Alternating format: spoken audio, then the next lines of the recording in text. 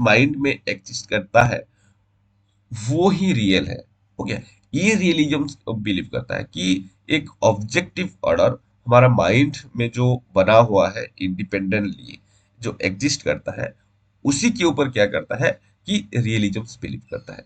अगर इसी का जो कोर एस्पेक्ट को अगर हम देखें तो वो क्या है, the core principle of often called the thesis of independence. हो गया क्या, थेसिस ऑफ इंडिपेंडेंस जो है इसका कोर प्रिंसिपल है। Realism's belief that this reality can be known and this knowledge serve as the best guide to action। कि realism believe करता है कि ये जो इंडिपेंडेंस जो ऑब्जेक्टिविटी है वो क्या करता है, that is reality can be known, ये नोन है, and this knowledge serve as the best guide to action. और ये जो नॉलेज है ये कोई भी काम करने के लिए एक बेस्ट वे से गाइड करता है।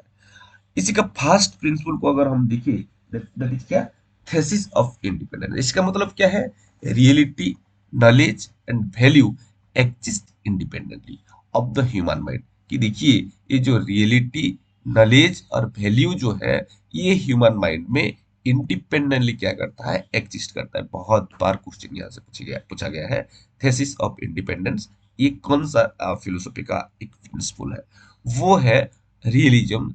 रियलिज्म मानता है कि ये रियलिटी नॉलेज और वैल्यूज जो है वो इंडिपेंडेंटली हमारा ह्यूमन माइंड में क्या करता है कि एग्जिस्ट करता है। This means that physical objects like stick, stone and trees exist whether or not a human mind perceive them। कि देखिए कि हम लोग परसीव करें या ना करें, हो गया क्या, करे या ना करे कोई भी स्टिक हो, स्टोन हो, ट्री को, लेकिन ये क्या हो रहा है, वेदर और नॉट ह्यूमन माइंड परसीव, कि हम लोग उसको परसीव करें या ना करें वो हमारा माइंड में क्या रहता है कि एग्जिस्ट करता है। क्या करता है, एग्जिस्ट करता है।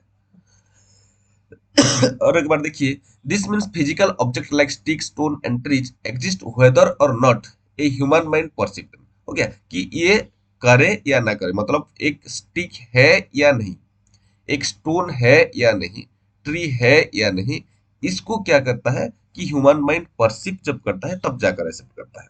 हो गया, ये इंडिपेंडेंटली क्योंकि हमारा माइंड में एग्जिस्ट करता है। नेक्स्ट ऑब्जेक्टिविटी, इसका सबसे बड़ा प्रिंसिपल जो है वो है ऑब्जेक्टिविटी।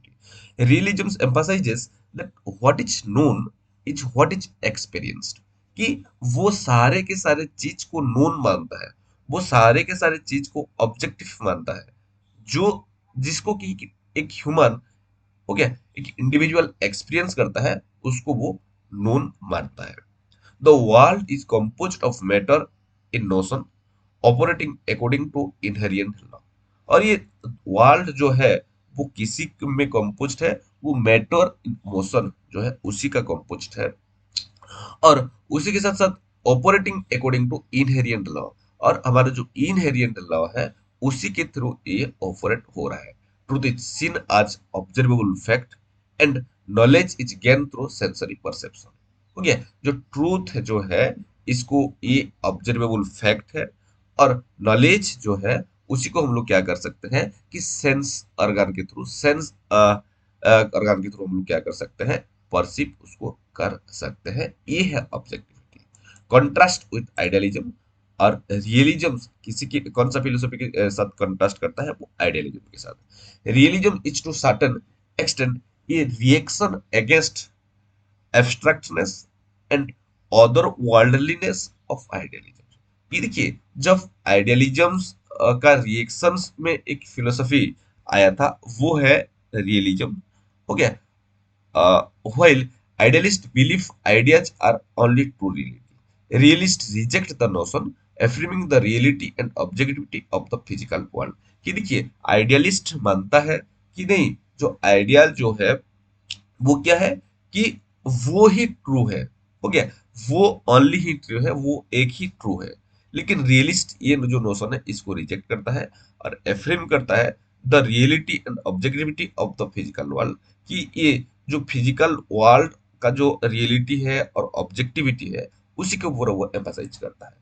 अगर इसी का हिस्टोरिकल डेवलपमेंट को अगर हम देखें तो पहले तो क्लासिकल रियलिज्म डेवलप हुआ था, जिसका कि फाउंडर फादर अरिस्टोटल, एक्चुअल में रियलिज्म का भी फादर अरिस्टोटल है।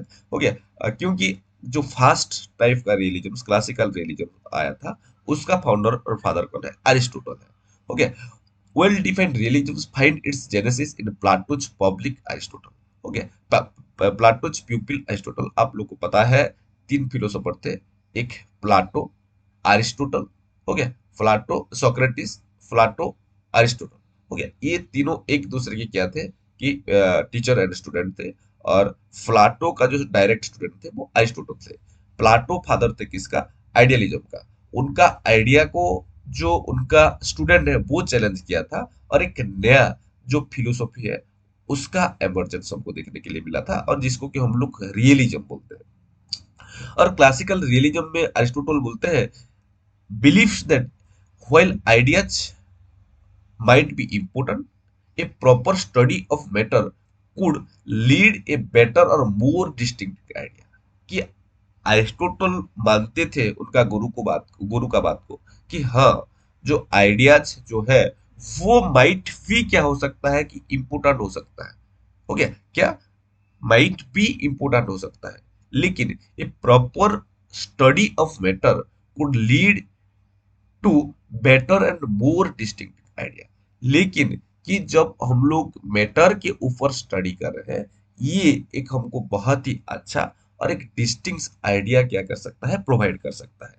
Unlike Plato, Aristotle did not believe in two separate order of reality, but one perceive through the senses. हो गया। कि प्लाटो के जैसे अरिस्टोटल दो सेपरेट अलग अलग रियलिटी के ऊपर वो भरोसा नहीं करते थे।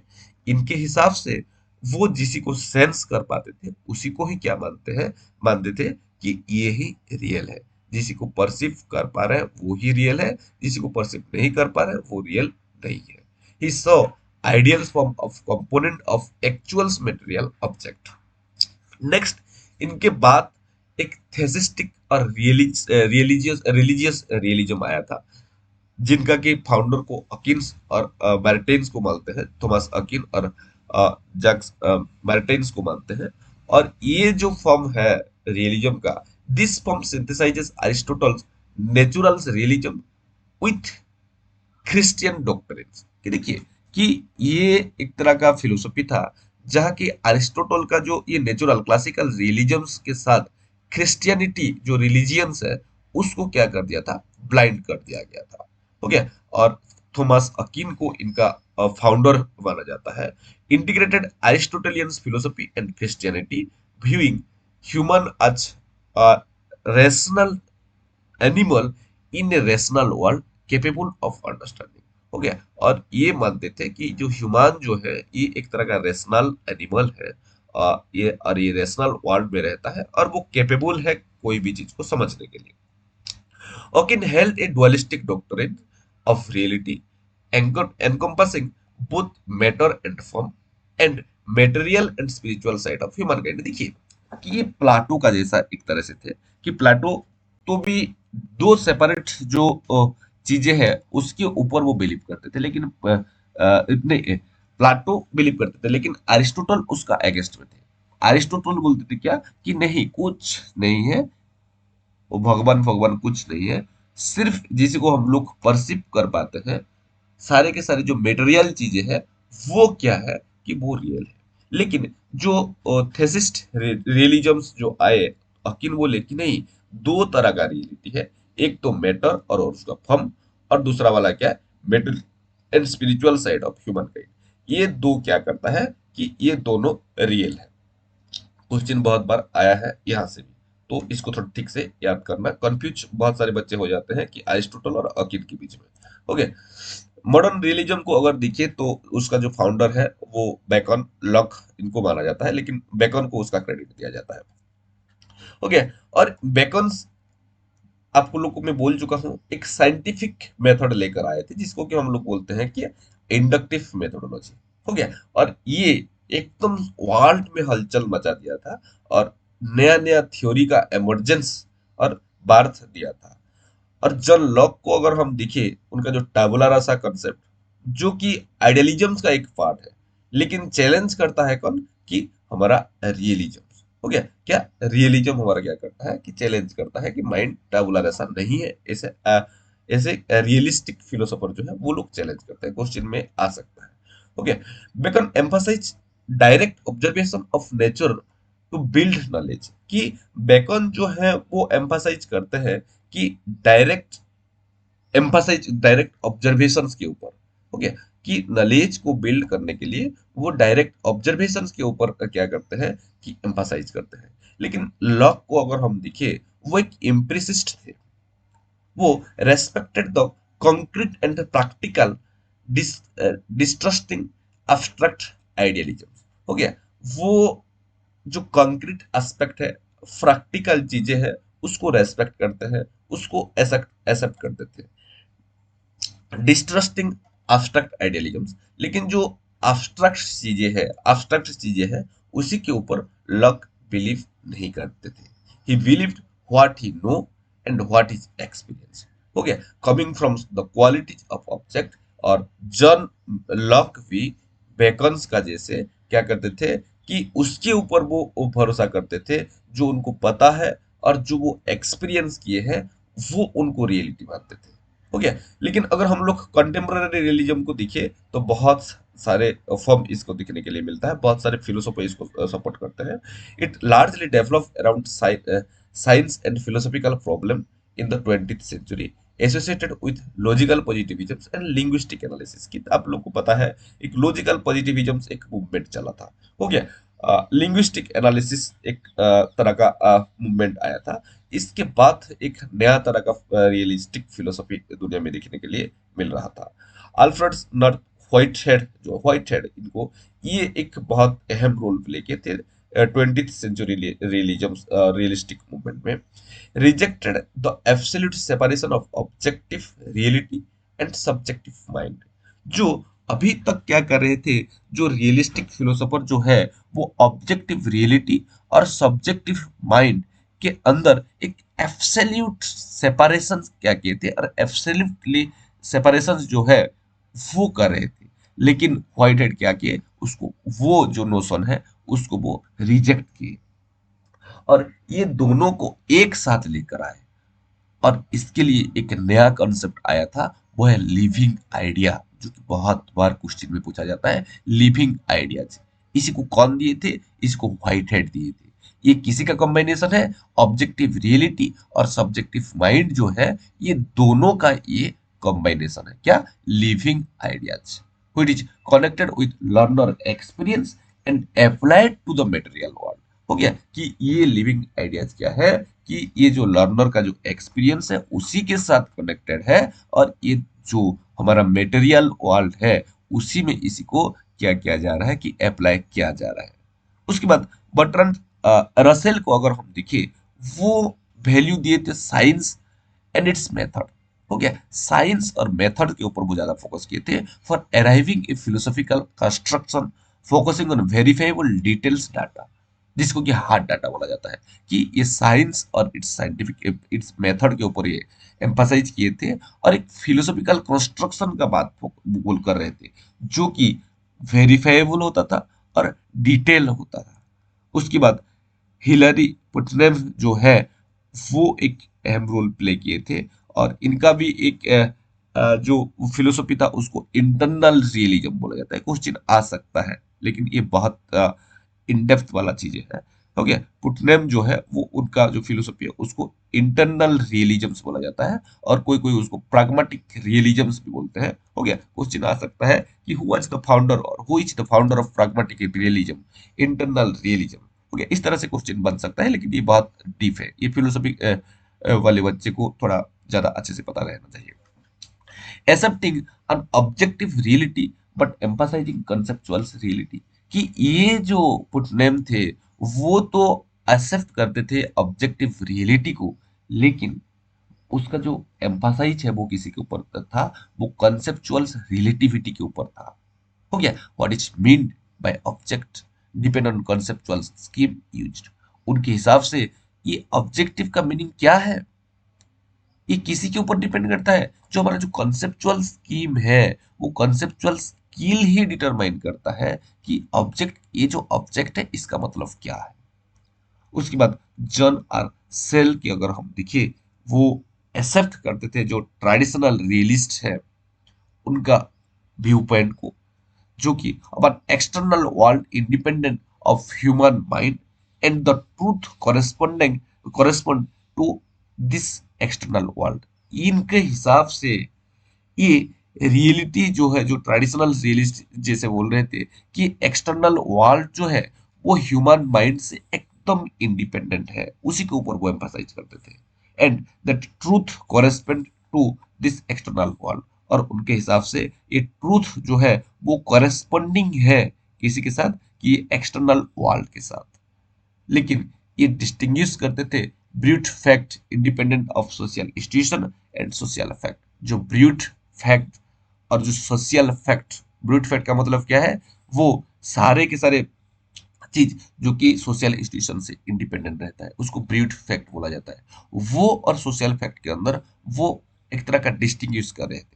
ओके, नेक्स्ट अगर हम देखें तो इनका फिलोसॉफिकल पोजीशंस रियलिज्म का, मेटाफिजिक्स के बारे में जब बात करते हैं, reality is an objective order existing independently and externally to our mind, composed of matter and form. कि रियलिटी जो है ये ऑब्जेक्टिव इन नेचर, और ये इंडिपेंडेंटली हमारा माइंड में रहता है, और एक्सटर्नली क्या करता है कि हमारा माइंड में रहता है। और ये रियलिटी जो है किसी ना किसी मैटर और फॉर्म में एग्जिस्ट करता है, जिसको कि हम क्या कर सकते हैं, सेंस कर सकते हैं। ये मेटाफिजिक्स है किसी का, हमारा रियलिज्म का।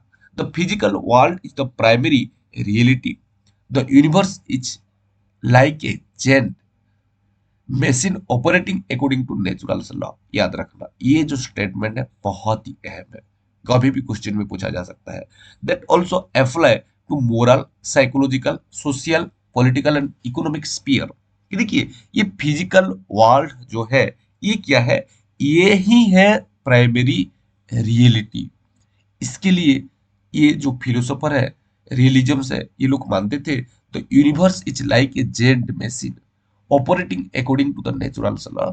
इसीलिए ये लोग मानते थे कि ये यूनिवर्स जो है ये एक बहुत बड़ा मशीन है, और ये नेचुरल लॉ के अकॉर्डिंग क्या करता है कि ऑपरेट होता है। और उसी के साथ साथ इसी को अप्लाई किया जाता है मोरल, साइकोलॉजिकल, सोशल, पॉलिटिकल और इकोनॉमिक स्फीयर में, इसी को क्या किया जाता है कि अप्लाई किया जाता है। कुछ रियलिस्ट ऐसे भी हैं जो कि are not materialist but see matter as an obvious example of independent reality.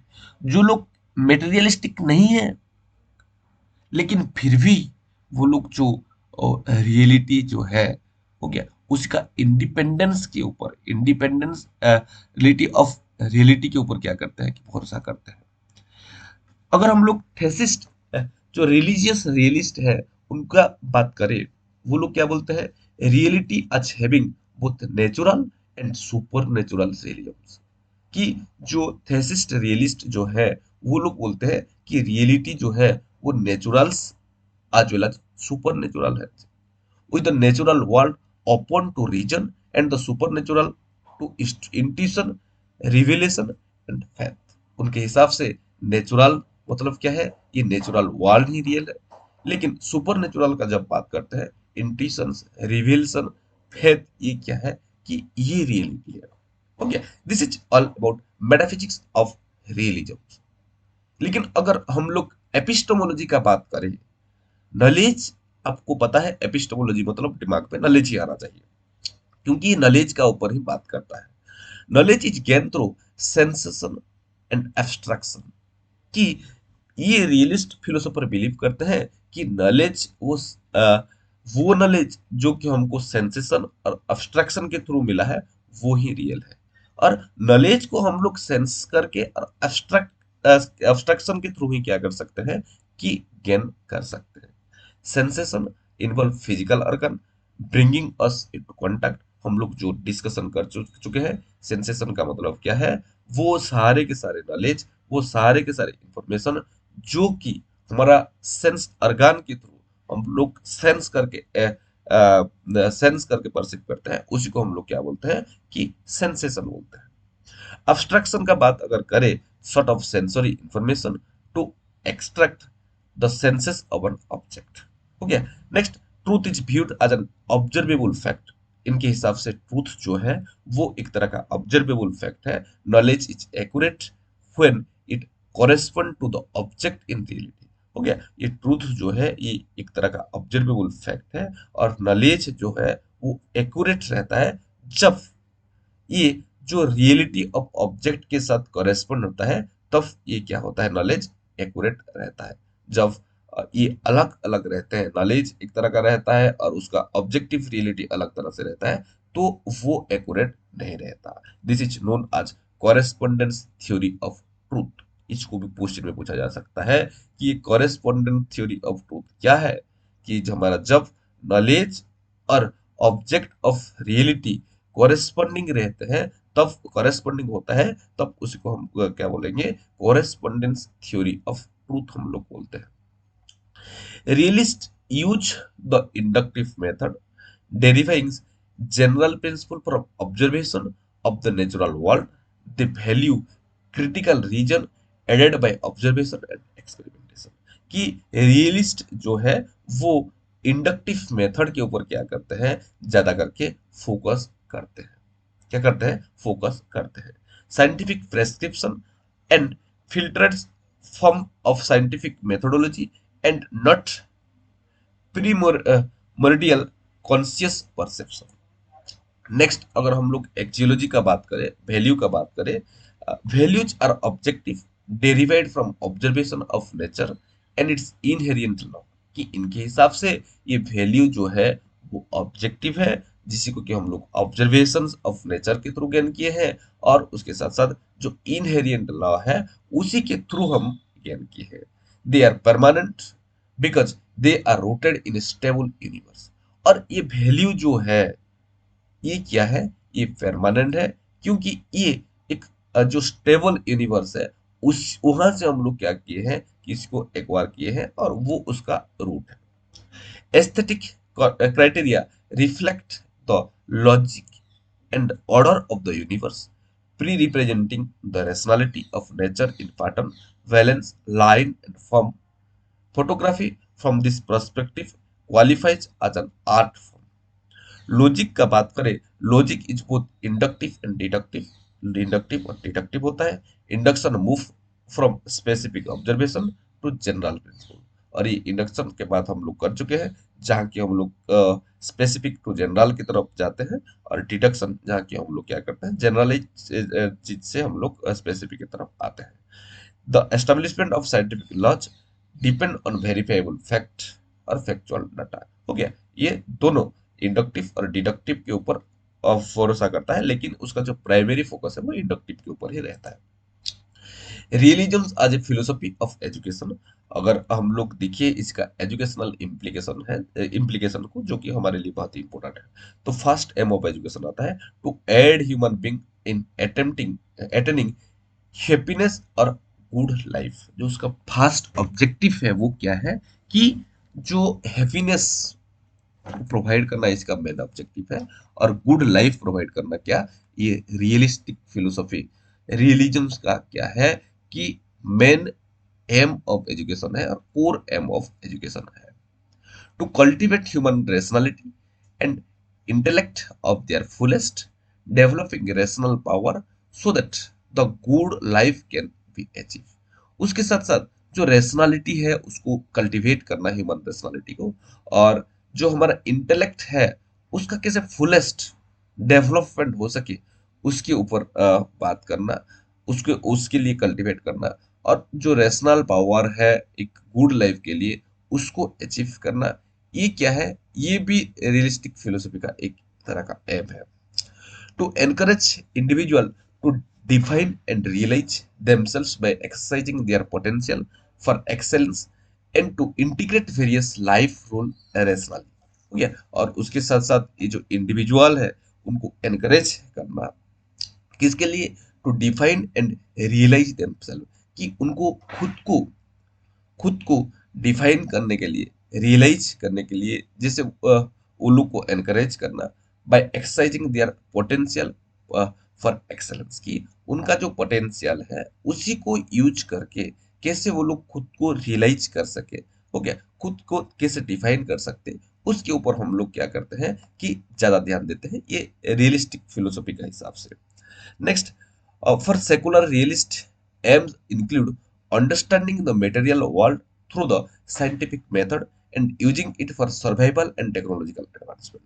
अगर हम लोग सेकुलर रियलिस्टिक के हिसाब से जो एम्स है उसको दिखे, समझना ये मेटेरियल वर्ल्ड को किसी के थ्रू, साइंटिफिक मेथड के थ्रू, और उसी के साथ साथ it for survival and technological advancement, हो गया। और ये सर्वाइवल और टेक्नोलॉजिकल एडवांसमेंट्स के थ्रू भी हम लोग जब एम्फसाइज करते हैं तब ये एम ऑफ एजुकेशन होता है। For religious realist, the primary aim is to study nature, to transcend matter and come to know God. Practicality and usefulness are stressed. Okay, these are the aims of education according to realistic philosopher. Next, अगर हम लोग role of school को देखिए तो school जो है ये एक प्राइमरी मिशन है, किसके लिए, ये जो ह्यूमन रेशनैलिटी है उसको एडवांस करने के लिए।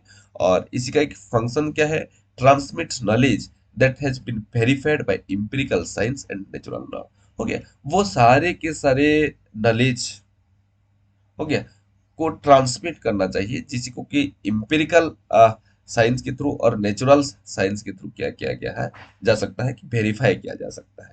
It is an agent for training and preparation of professional and technician in society that value technical skill, हो गया। और ये स्कूल जो है ये एक तरह का एजेंट है, एजेंट है ट्रेनिंग्स देने के लिए, क्या, प्रोफेशनल एंड टेक्निकल चीजें को, सोसाइटी को और प्रिपेयर करने के लिए। नेक्स्ट, इस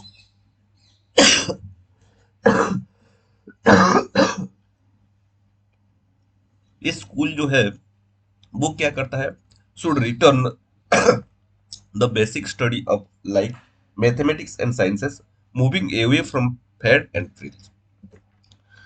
रिलीजन्स का अगर हम लोग करिकुलम को देखिए, ये प्रैक्टिकल एंड यूजफुल चीजों के ऊपर एम्फासाइज करते थे, साइंस एंड मैथमेटिक्स के ऊपर ज्यादा एम्फासाइज करते हैं, subjective matter discipline like history, geography, biology, chemistry इसी के ऊपर एम्फासाइज करते हैं, सिंबलिक इंफॉर्मेशन जो कि लैंग्वेज, मैथमेटिक्स इसी के ऊपर एम्फासाइज करते हैं, और जो डिटेक्टिव और ऑब्जेक्टिव स्टडीज के ऊपर ये भी एम्फासाइज करते थे।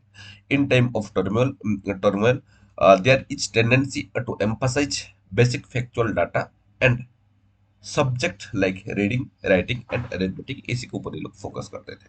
लेकिन इनका जो मेन फोकस रहता है प्रैक्टिकलिटी, यूजफुलनेस, साइंस, मैथमेटिक्स, हो गया, हिस्ट्री जो सब्जेक्ट मैटर डिसिप्लिन जैसे कि हिस्ट्री, ज्योग्राफी, बायोलॉजी, केमिस्ट्री, और सिंबलिक इंफॉर्मेशन, लैंग्वेज, मैथमेटिक्स, हो गया, डिडक्टिक और ऑब्जेक्टिव स्टडीज, इसके ऊपर ये एम्फासाइज करते हैं। ये जो चार मेन वर्ड है, पांच, practicality, usefulness, science, mathematics, subject matter discipline, symbolic information, didactic and objective studies, एक ही एस्पेक्ट है। अगर हम लोग इसका मेथड ऑफ एजुकेशन को देखिए तो क्रिटिकल रीजनिंग, ऑब्जर्वेशन, एक्सपेरिमेंटेशन के ऊपर ये ज्यादा एम्फासाइज करते थे। और जो फॉर्मल वे ऑफ टीचिंग जैसे कि didactic teaching, lecture, discussion, use of technology, computer, हो गया, इसके ऊपर ये लोग क्या करते थे, एम्फासाइज करते थे। और सेंसरी ट्रेनिंग के बारे में ये लोग ज्यादा करके बोलते थे। और ये लोग बच्चे को और एक स्टूडेंट को फील होना चाहिए रियलिटी, ऐसा ये लोग एम्फासाइज करते थे। नेक्स्ट, ऑब्जेक्टिविटी एंड एफिशिएंट, इसी के ऊपर एम्फासाइज करते थे। Mastery of fact and subject matter, कि ये जो फैक्ट का जो मास्टरी है उसी के ऊपर एम्फासाइज करते थे, सब्जेक्ट मैटर के ऊपर एम्फासाइज करते थे। उसके साथ साथ teaching machine and programme instruction जो है उसी के ऊपर भी ये एम्फासाइज करते थे। नेक्स्ट, अगर हम लोग रोल ऑफ टीचर करके देखें तो टीचर जो है एक स्कॉलर होना चाहिए, उसका मास्टरी रहना चाहिए कोई भी सब्जेक्ट के ऊपर जो कि वो पढ़ाने जा रहा है, हो गया। दिस सर्व आज intermediate between the learner and objective world. और ये टीचर जो है वो मटेरियल वर्ल्ड और जो ऑब्जेक्टिव वर्ल्ड और लर्नर जो है उसके बीच एक तरह का इंटरमीडिएट मेडिएटर का जैसे काम करता है। क्या मेडिएटर के जैसे काम करता है। They are expected to be specialist who provide capable model for the student development. और इसीलिए ये जो टीचर है उनको एक तरह का स्पेशलिस्ट होना चाहिए। क्या एक तरह का स्पेशलिस्ट उनको होना चाहिए। उनका जो सब्जेक्ट है वो सब्जेक्ट में उनको एक तरह से स्पेशलिस्ट होना चाहिए। नेक्स्ट क्रिटिक को अगर हम लोग देखें तो जो क्रिटिक है वो इसको बोलते थे मेटेरियलिज्म्स एंड डिह्यूमनाइजेशन, क्योंकि ये ओवर एम्फासाइज करता है, हो गया, मेटेरियलिज्म्स के ऊपर और डिह्यूमनाइजेशंस के ऊपर। तो इसके लिए इसको मेटेरियलिस्टिक और डिह्यूमनाइजेशन के करके क्रिटिसाइज किया जाता है। Bias towards order and control, जो इंडिपेंडेंट के ऊपर ये एम्फासाइज करता है, हो गया, इंडिपेंडेंट के ऊपर एम्फासाइज करता है, कोई सिस्टमेटिक ऑर्डर ऑफ रियलिटी की बात नहीं करता है। और इसीलिए इसको क्या बोला जाता है कि जो एक क्रिटिक किया जाता है narrow view of human nature, और ह्यूमंस नेचर को एक तरह से नेरोड वे में दिखता है, रेस्ट्रिक्टिव व्यू में दिखता है। इसीलिए इसको वो क्या बोला जाता है कि क्रिटिसाइज किया जाता है। और क्योंकि ये इग्नोर करता है ह्यूमन का इफेक्टिव इमोशनल इरेशनल एस्पेक्ट को, इसीलिए इसको नैरो व्यू बोला जाता है ह्यूमन नेचर के लिए। लैक ऑफ होलिस्टिक अंडरस्टैंडिंग, इसको माना जाता है कि इसका जो होलिस्टिक अंडरस्टैंडिंग वो बहुत ही कम है, क्योंकि ये कॉन्सेंट्रेट करता है, स्पेशलाइज्ड के बात करता है, हो गया, इसके लिए इसको लैक ऑफ होलिस्टिक अंडरस्टैंडिंग बोला जाता है। फोकस ऑन एक्सटर्नल क्राइटेरिया, और ये जो है वो एक्सटर्नल चीजों के ऊपर ज्यादा करके फोकस करता है, बिलीव करता है, इसलिए ये करके इसको क्रिटिसाइज किया जाता है। Hard work and discipline syndrome, देखिए, the advocacy of discipline and hard work and feeling students head with factual truth can be seen rooted negative view of human nature and attacked as a rigid and unpalatables, हो गया, कि ये hard work and discipline के ऊपर ज्यादा emphasise करता है, इसलिए इसी को एक तरह के सिंड्रोम की तरफ दिखा जाता है और लोग क्रिटिसाइज करते हैं। कल्चरल बायस इन टेस्टिंग, हो गया। और ये कुछ रियलिज्म और उनका कॉरेस्पॉन्डिंग जो अदर फिलोसफी जैसे कि आइडियलिज्म, वो क्या करता है, since us revival with realism focusing on matter empirical world and idealism mind and idea, कि अगर हम लोग आइडियलिज्म और रियलिज्म का बात करें, आइडियलिज्म रियलिज्म जो है वो मैटर और एम्पिरिकल वर्ल्ड के बारे में बात करता है, लेकिन ये रियलिज्म क्या करता है, मैटर और एम्पिरिकल चीजों के ऊपर बात करता है। लेकिन आइडियलिज्म को अगर हम देखें तो उसका एकदम उल्टा, हो गया, जो अपोजिट चीज माइंड और आइडियाज के बारे में बात करता है। लेकिन अगर सिमिलरिटीज का बात करें तो both can seen as complementing each other in modern educational thought. लेकिन अगर मॉडर्न एजुकेशनल थॉट में देखिए तो एक दूसरे को क्या करते हैं, कॉम्प्लीमेंट करते हैं, specially in their emphasis on human personality and development. जब human human personality and development का बात चला आता है, तब ये दोनों फिलोसफी एक दूसरे को क्या करते हैं कि कॉम्प्लीमेंट करते हैं। प्रैग्मेटिज्म के साथ अगर रियलिज्म को अगर हम कंपेयर के करें तो जो दोनों फिलोसफी है ये क्या करते हैं कि जो एक्सपीरियंस है उसी के ऊपर एम्फसाइज करते हैं। लेकिन रियलिस्ट जो है वो ज्यादातर इंडिपेंडेंट एग्जिस्टेंस ऑफ थिंग्स और साइंटिफिक ट्रूथ के बारे में एम्फसाइज करते हैं। लेकिन प्रैग्मेटिज्म को अगर हम देखिए तो ये ह्यूमन एक्सपीरियंस, हो गया, और उसके साथ साथ ह्यूमन एक्सपीरियंस का रोल जो है एक ट्रूथ को कंस्ट्रक्ट करने के लिए उसके ऊपर क्या करता है कि एम्फसाइज करता है। प्रैग्मेटिज्म जो है ये एक तरह का क्या है, एक dynamic and gains knowledge through activity and experience. ये बिलीव करता है कि ये नॉलेज और एक्सपीरियंस जो है वो किसी के थ्रू एक्टिविटी और एक्सपीरियंस के थ्रू ही क्या किया जा रहा है, नॉलेज को गेन किया जा रहा है। लेकिन रिलीजन्स का बात करें तो ये बोलते हैं कि whereas believes the tradition and fact, इसी के थ्रू भी क्या किया जा सकता है, नॉलेज को गेन कर किया जा सकता है। ड्यूए का बात करें तो जो कि प्राग्मेटिस्ट फिलोसोफर का फादर भी कोई कोई मानते हैं, pragmatism explicitly challenge realism dualistic conception of the universe। जो ड्यूए का जो ड्यूअलिस्टिक जो कॉन्सेप्ट है उसको क्या करता है कि ये pragmatism चैलेंज करता है। नेचुरलिज्म के साथ अगर हम लोग देखिए तो नेचुरलिज्म और रियलिज्म जो है ये दोनों किसी के ऊपर भरोसा करते हैं कि जो मटेरियल वर्ल्ड जो रियलिटी है उसी के ऊपर बिलीव करते हैं। नेचुरलिज्म जो है वो मैटर को एक अल्टीमेट रियलिटी का जैसे मानता है। लेकिन रियलिज्म को अगर हम देखिए तो ये भी क्या बोलता है कि realism is concern with thing as exist. हो गया कि वो सारे के सारे चीजें जो एग्जिस्ट है उसी को ही रियल मानता है। लेकिन मॉडर्न नेचुरलिज्म को अगर हम देखें तो वो लोग ब्रॉडली कंसेप्ट हो जाते हैं और इंक्लूड करते हैं फिजिकल और स्पिरिचुअल नेचर को, approximate idealisms and realisms, suspend supplementing each other in education. Existentialism के साथ अगर हम लोग देखें तो एग्जिस्टेंशियलिस्ट जो रियलिटी है वो लोग क्या करते हैं कि रिजेक्ट करते हैं जो आइडिया, जो जो लोग फिलो फिक्स्ड मानते हैं, इनटेंजिबल मानते हैं, ऑब्जेक्टिव मानते हैं, उसको वो लोग क्या करते हैं, रिजेक्ट करते हैं। क्योंकि वो लोग एम्फासाइज करते हैं कि ये वर्ल्ड जो है ये एक तरह का इनडिफरेंट फेनोमेना है, हो गया, divide of inherent personal meaning and emphasize subjective choice and self definition और ऑब्जेक्टिव रियलिटी। और ये एग्जिस्टेंशियलिस्ट फिलोसोफर जो है वो लोग किसी के ऊपर फोकस करते हैं कि जो सेल्फ डेफिनेशन है, हो गया, ऑब्जेक्टिविटी है, उसी के ऊपर वो लोग एम्फसाइज करते हैं।